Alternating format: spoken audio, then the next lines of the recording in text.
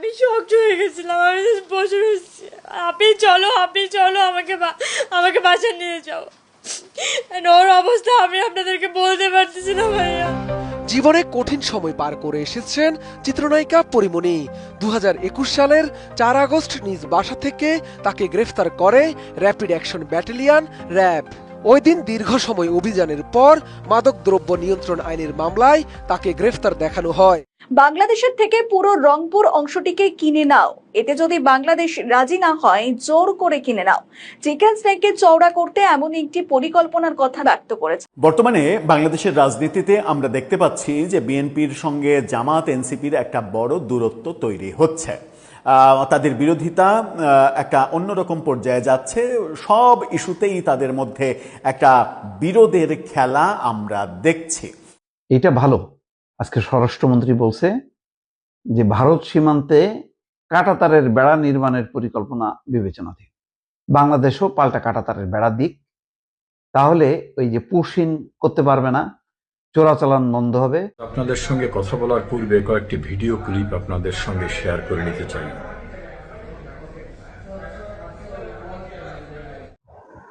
কুখ্যাত পোশাকধারী সন্ত্রাসী আওয়ামী লুটপাটের নাম্বার 1 লাঠিয়াল বেনজিরের অ্যারেস্ট হবার পর সবচাইতে ছোট স্ট্যাটাস কে দিয়েছে জানেন?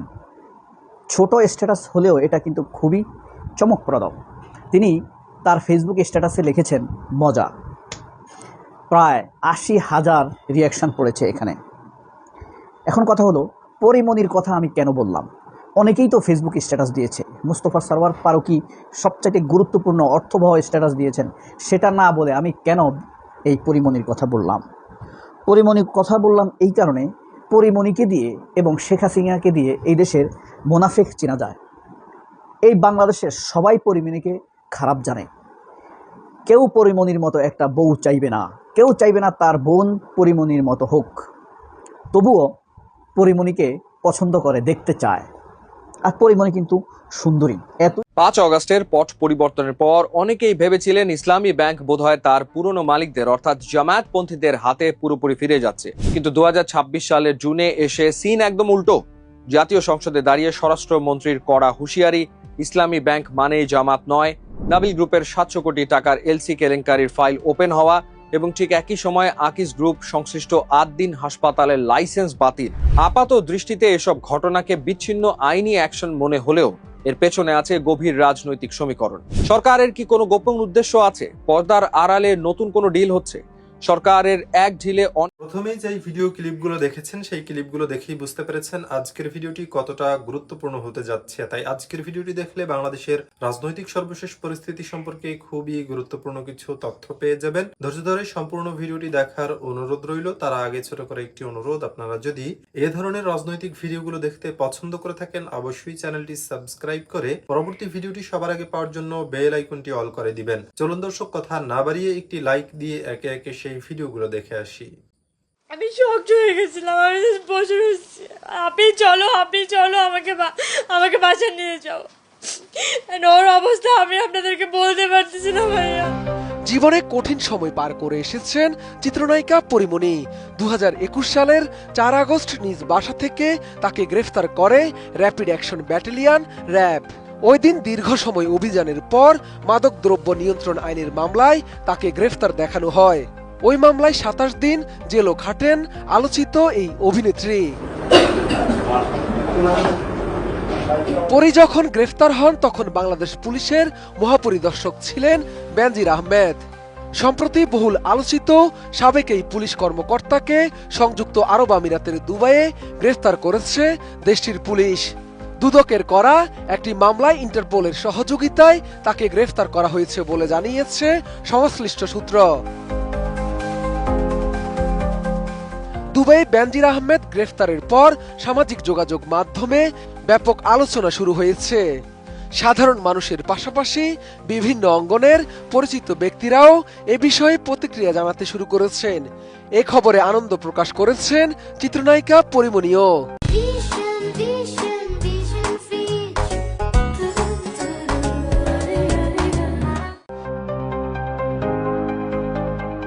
14 14 জুন নিজের ভেরিফাইড ফেসবুক অ্যাকাউন্টে পরিমণি বেনজির আহমেদের গ্রেফতারের খবর সংবলিত একটি ফটো কার্ড শেয়ার করেন। তবে দীর্ঘ কোনো মন্তব্য না করে মাত্র একটি শব্দের মাধ্যমেই নিজের প্রতিক্রিয়া প্রকাশ করেন তিনি। পোস্টের ক্যাপশনে অভিনেত্রী লিখেন, মজা। সংক্ষিপ্ত এই মন্তব্যের ব্যাখ্যা পরিমণি দেননি। কেন এমন প্রতিক্রিয়া জানিয়েছেন সে বিষয়েও বিস্তারিত কিছু লেখেননি। তবে বিষয়টি নিয়ে সামাজিক মাধ্যমে নানা আলোচনা দেখা গেছে। পরিমণির ঘনিষ্ঠ কয়েকজনের দাবি, 2021 সালে রাজধানীর একটি বোট ক্লাবকে কেন্দ্র করে আলোচিত যে ঘটনা ঘটেছিল সেসবের সঙ্গে বেনজির আহমেদের নাম বিভিন্ন সময় আলোচনা এসেছে। একই ঘটনায় পরিমণিকে ঘিরেও একাধিক মামলা ও আইনি প্রক্রিয়া তৈরি হয়েছিল, যা নিয়ে সে সময় ব্যাপক আলোচনা হয়েছিল। এদিকে বেনজির আহমেদের বিরুদ্ধে দীর্ঘদিন ধরে বিভিন্ন ধরনের দুর্নীতি ও অনিয়মের অভিযোগ তদন্ত করছে দুদক। তার বিরুদ্ধে অবৈধ সম্পদ অর্জন, ক্ষমতার অপব্যবহার সহ একাধিক অভিযোগ রয়েছে। এসব অভিযোগের কিছু বিষয়ে বর্তমানে আইনি প্রক্রিয়াও চলমান রয়েছে। শাহাদাত রিফাত, এটিএন নিউজ, ঢাকা। কুখ্যাত পোশাকধারী সন্ত্রাসী আওয়ামী লুটপাটের নাম্বার 1 লাঠিয়াল বেনজিরের অ্যারেস্ট হওয়ার পর সবচাইতে ছোট স্ট্যাটাস কে দিয়েছে জানেন? ছোট স্ট্যাটাস হলেও এটা কিন্তু খুবই চমকপ্রদ। তিনি তার ফেসবুক স্ট্যাটাসে লিখেছেন, মজা। প্রায় 80,000 রিয়াকশন পড়েছে এখানে। এখন কথা হলো, পরিমণির কথা আমি কেন বললাম? অনেকেই তো ফেসবুক স্ট্যাটাস দিয়েছে। মুস্তফা সরওয়ার ফারুকী সবচাইতে গুরুত্বপূর্ণ অর্থবহ স্ট্যাটাস দিয়েছেন। সেটা না বলে আমি কেন এই পরিমণির কথা বললাম? পরিমণির কথা বললাম এই কারণে, পরিমণিকে দিয়ে এবং শেখ হাসিনাকে দিয়ে এই দেশের মুনাফিক চেনা যায়। এই বাংলাদেশের সবাই পরিমণিকে খারাপ জানে। কেউ পরিমণির মতো একটা বউ চাইবে না, কেউ চাইবে না তার বোন পরিমণির মতো হোক। তবুও পরিমণিকে পছন্দ করে, দেখতে চায়। আর পরিমণি কিন্তু সুন্দরী, এতই সুন্দরী, আপনার যদি চান পরিমণির একটি খারাপ ছবি খুঁজবেন, আপনি ছবি খুঁজে পাবেন না। সবই সুন্দর, আশা জাগা নিয়া। পরিমণি ফেসবুক স্ট্যাটাসে বেনজিরকে নিয়ে লিখেছে, মজা। তার এই স্ট্যাটাসে হাজার রকম কমেন্টস করেছে। কেউ বলেছে, শুধু কি আপনাকেই মজা দিয়েছে নাকি আপনার কাছ থেকে মজা নিয়েছে? কেউ লিখেছে, আপনাকে তার হাতের পুতুল বনে গেছেন টাকার বিনিময়ে নাকি অন্য কিছু? কেউ লিখেছে, আপনি ছাড়া আর কে কে বেনজিরকে মজা দিয়েছে? আসলে পরিমণিকে আর কে কে মজা দিয়েছে? নাম্বার 1 বেনজিরের যারা সঙ্গিনী তাদের মধ্যে 1 নম্বরে রয়েছে বিদ্যা সিনহা মিম। বিদ্যা সিনহা মিমের পুরাতন প্রেমিকার কাছ থেকে এই বেনজির বিদ্যা সিনহা মিমকে ছাড়িয়ে নিয়েছেন। তারপরে বেনজিরের সঙ্গিনীদের মধ্যে সবচাইতে আলোচিত হলো পরিমণিকে শেষ পর্যন্ত ভাগাভাগির পর্যায়ে পড়ে গেছেন। উত্তরা ক্লাব, মনে আছে বোট ক্লাব কাণ্ড? পরিমণি যেখানে গিয়ে কেঁদেছিল, চয়নিকা চৌধুরী সেখান থেকে আবার ছাড়িয়ে এনেছিল। ডিবি হারুন পরিমণির পক্ষে দাঁড়িয়েছিল। কারণ কি? ডিবি হারুনের সাথে ডিবি হারুনের সাথে বেনজিরের একটা গুতাগুতি ছিল। তারপরে আছে সেই ছেদা করা ডাক্তার মুরাদের অফিসিয়াল প্রেগন্যান্স নেয়া মাহি। এই তালিকায় আছেন অপু বিশ্বাস দুর্দান্ত প্রতাপের সাথে। অপু বিশ্বাস মুনাফিক প্রেমিকা। সে বেনজিরকে যেমন খুশি করেছে, সে মনিরুলকেও খুশি করেছে, সে একইভাবে হারুনকেও খুশি করেছে। হারুনকে তো স্যার বলবেন না, ভাইয়া বলবে, তাই খুঁজে পেত না অপু বিশ্বাস। হারুন ভাইয়া স্যার, হারুন স্যার ভাইয়া, কত রকম যে বলতো। একটা জিনিস খেয়াল করেছি, শবনম বুবলির যখন মামলা দেওয়ার প্রয়োজন হয়েছে, তিনি হারুনের কাছে যান নাই। অনলি 1 একটা নায়িকা আমি দেখলাম। হারুন গুলশান গেছে, সে হারুনের কাছে যায়নি। তারপরে গেল কে? একা। তারপরে আছে আপনার পূর্ণিমা, গাত্র নায়িকা। এইটাকে আসলে নায়িকা বলা যায় না। পূর্ণিমাকে আপনি বলতে পারেন এই গৃহবধূ টাইপের চেহারা, দেখবেন চেহারা ভালো, বাট স্টাইল অফ হাউসওয়াইফ। মানে সে হিরোইন ওরিয়েন্টাল না। আপনার নায়িকা বলতে কাকে বোঝায়? আপনি মানে হিরোইনের কতগুলো ফর্মুলা আছে, হ্যাঁ, ম্যাটেরিয়ালস আছে। হিরোইন ম্যাটেরিয়ালস শাবনূর, ঠিক আছে। নায়িকা শিল্পীর নাম শুনছেন না? এরা হিরোইন ম্যাটেরিয়াল। আপনার সিনেমার দাঁড়াইলে আপনি বুঝবেন কোনো জায়গায় গিয়ে আপনি বিদ্যা সিনেমা হিমাম যত উঁচা লম্বা যাই হোক, এটা দেখলে মনে হয় যেন কোথাও একটা গ্যাপ আছে, কি একটা নাই। আপনি Porimoni only 1 heroine material, but not accepted by audience. বাংলাদেশের অডিয়েন্সরা কিন্তু তাকে নায়িকা হিসেবে গ্রহণ করে নাই। বিনোদবাসিনী মহিলা হিসেবে তাকে নারী হিসেবে গ্রহণ করেছে, বিনোদিনী টাইপের নারী, বুঝতে পারছেন? মাহিয়া মাহির কথা বলেছি, পূর্ণিমার কথা বলেছি, অপু বিশ্বাসের কথা বলেছি, বলি নাই আপনার নুসরাত ফারিয়া, সে নাকি 5 ওয়াক্ত নামাজ পড়ে, খুব রেস্ট্রিক্টেড পরিবারের মেয়ে। আর যে কিবদিয়ার এক শোতে এসে বলেছে সে সব 5 ওয়াক্ত নামাজ পড়ে, শুধু পর্দাটা করতে পারে না, নায়িকা বলে। এগুলা সবগুলোই যেমন ওবায়দুল কাদেরের শয্যাসঙ্গী হয়েছে, তেমনি এই বেনাজির আপনারা বেনজির বলেন, বেনজির বলেন অনেকে, আসলে তার নাম বেনাজির আহমেদ, বেনাজির আহমেদ। হয়তোবা তার নাম, এই বেনজিররাই সবচেয়ে বেশি স্বাধীনতার কথা বলতো, মুক্তিযুদ্ধের কথা বলতো, চেতনার কথা বলতো। শুধু বেনজির নয়, যারাই এই ধরনের চেতনা বেছে, স্বাধীনতা বেছে, মুক্তিযুদ্ধ বেছে, তারাই এরকম চরিত্রহীন অত্যাচারের এক একটা মাফিয়া।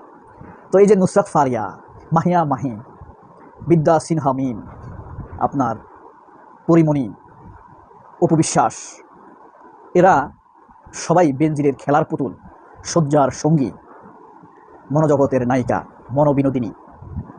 নানানভাবে এরা বিনোদিত করতো, কেউ টাকার বিনিময়ে, কেউ ক্ষমতার ব্যবহারের জন্য, কেউ অন্যদের হাত থেকে বাঁচার জন্য। শুধু তাই নয়, বেনজির তার প্রমোশনের জন্য, অন্যকে হাত করার জন্য, মন্ত্রীদেরকে করাতলে রাখার জন্য, কন্ট্রোলে রাখার জন্য এদেরকে সার্ভ করতো বিভিন্ন জায়গায়। হ্যাঁ, এরাই কমে কমে হয়ে ওঠে এক একজন। অপু বিশ্বাস যেভাবে ধমক দিত মানুষকে, তারপরে বিদ্যা সিনহা মিম যেভাবে মানে স্টোনিড হওয়ার মতো ঘটনা ঘটাতো। ঠিক আছে, আরেকটা আছে আপনার চ্যানেল আইয়ের, বলেন তো কে? সেটা পুরো বেচ্ছা, নিজে একদম কন্ট্রাকচুয়াল লাইফটা। জয়া আসাম, অনৈতিক, মিথ্যাবাদী, নিজে ঘরে গোস্ত খায়, রান্নার অনুষ্ঠানে গেলে গোস্ত চাবায়, দেখছেন না মাছরাঙ্গাতে গোস্ত খায়, গরুর গোস্ত খায়। আর কোরবান আসলে মুসলমানদেরকে হেয় করার জন্য বলবে পশু হত্যা মহাপাপ, জীব হত্যা মহাপাপ। মাছও নাকি সে খায় না, কত বেয়াদব মিথ্যুক। অথচ আমরা তো ভিডিও বের করে ফেলছি, তাই না? বেনজিরের এই রোমান্টিক জীবন, কুখ্যাত খুনি, হাসিনার লুটপাটকারী, মুক্তিযুদ্ধের ধারক, এই জীবন কেমন লাগলো সবাই কমেন্ট বক্সে জানাবেন। আর আপনি কোন জেলা থেকে বলছেন পারলে জানাবেন। সবাই অনেক ভালো থাকবেন। আল্লাহ হাফেজ, আসসালামু আলাইকুম।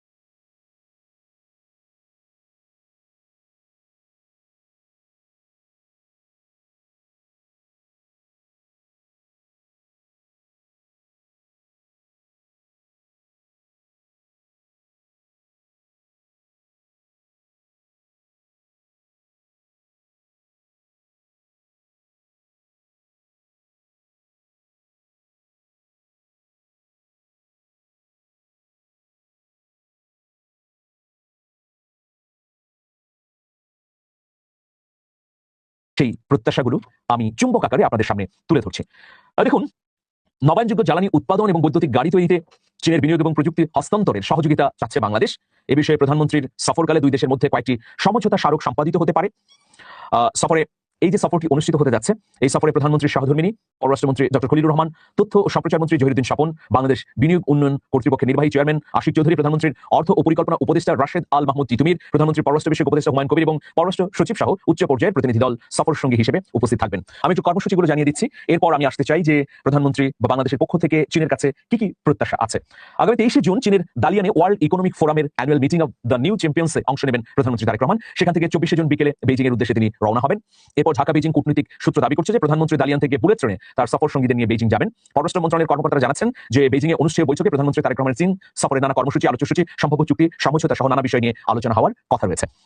নতুন অর্থনৈতিক অঞ্চল এবং অংশীদারিত্বের পরিবর্তন। প্রিয় দর্শক, আপনারা জানেন যে বাংলাদেশে প্রস্তাবিত চীনা অর্থনৈতিক অঞ্চলের ডেভেলপার বা উন্নয়নকারী হিসেবে চীনা road and bridge corporation CRBC নামে যেটা পরিচিত, তার নিয়োগ দিয়ে সরকারের একটি চুক্তি স্বাক্ষরের কথা রয়েছে। এই চুক্তিটি একটি পরিকল্পিত মুক্ত বাণিজ্য অঞ্চলটিতে চীনা বিনিয়োগকে উৎসাহিত করবে। একই সঙ্গে কেরানীগঞ্জে অর্থনৈতিক অঞ্চলে বিনিয়োগের জন্য চীনের হান্দা গ্রুপকে জমি বরাদ্দের চুক্তি স্বাক্ষরের প্রস্তুতি নিচ্ছে বাংলাদেশ।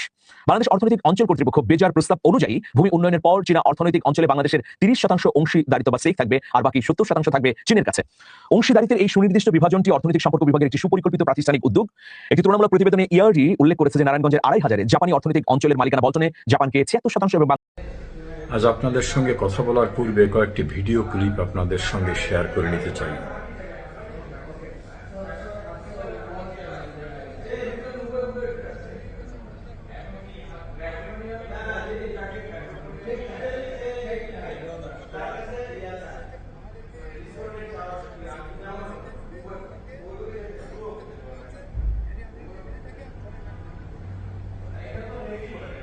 আমরা আরো একটু একই জাতীয় কিছু ঘটনা দেখে আসি।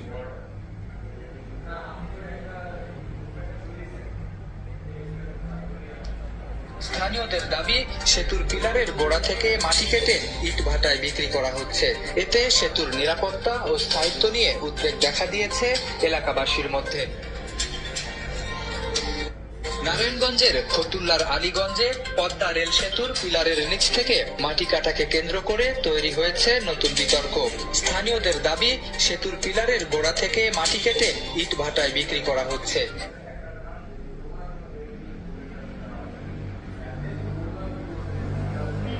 দেখতে পাচ্ছেন কিভাবে মাটিগুলি খনন করে নিয়ে যাচ্ছে। আসলে কোন সাংবাদিক কি এই বিষয়টা কি দেখে না? হ্যাঁ, এরা কি মাটি নেওয়ার জন্য আর কোনো জায়গা নাই? তাদের পদ্মা সেতুর যে সড়কটি গেছে একটি 10 লেনের, সেই পিলারের নিচ থেকে মাটিগুলি এভাবে নিয়ে যাচ্ছে। বাকি বিজনেসের দামে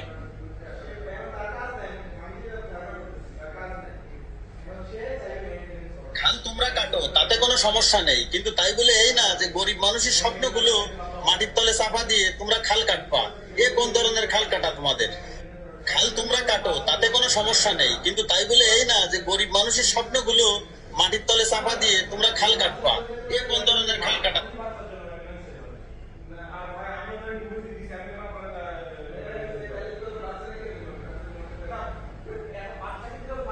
মহান নেত্রী আল্লাহর নিয়ামত আমাদের জন্য 3 লক্ষ গৃহহীন মানুষকে জমিন সহ তার ঠিকানা, এটা বাংলাদেশের মহিলা শিরোমণি আমাদের দেশরত্ন বঙ্গবন্ধু কন্যা আমাদের মাননীয় প্রধানমন্ত্রী আন্দাজ করেছেন।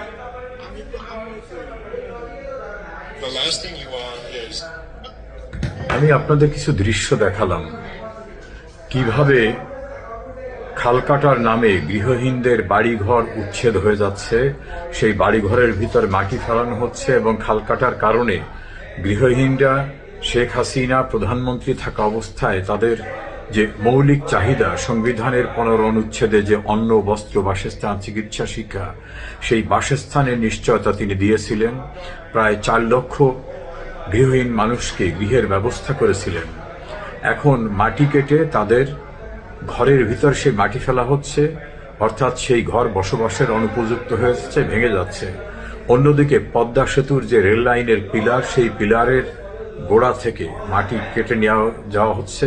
এর ফলে হয়তো দেখা যাবে যে পদ্মা সেতুর চলাচল বন্ধ হয়ে যাবে, এই লাইনটি বন্ধ হয়ে যাবে এবং প্রকাশ্য দিবালোকে এটা করছে।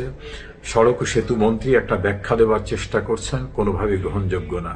দুইটা বিষয়, বাংলাদেশের বিস্ময়কর সৃষ্টি পদ্মা সেতু, বঙ্গবন্ধু কন্যার সৃষ্টি, সেটাকে ধ্বংস করার প্রক্রিয়া চলছে, যেটা ডক্টর ইউনূসের একজন উপদেষ্টা বলছিল এটা অপ্রয়োজনীয়, বিএনপির একাধিক নেতা বলছেন অপ্রয়োজনীয়, অথচ বাংলাদেশের 21টি জেলার সঙ্গে যোগাযোগ ব্যবস্থার উন্নয়নের এই বিস্ময়কর পদ্মা সেতুটি অভাবনীয় অর্থনৈতিক, সামাজিক সমগ্র বিষয়ে উপকার করেছে।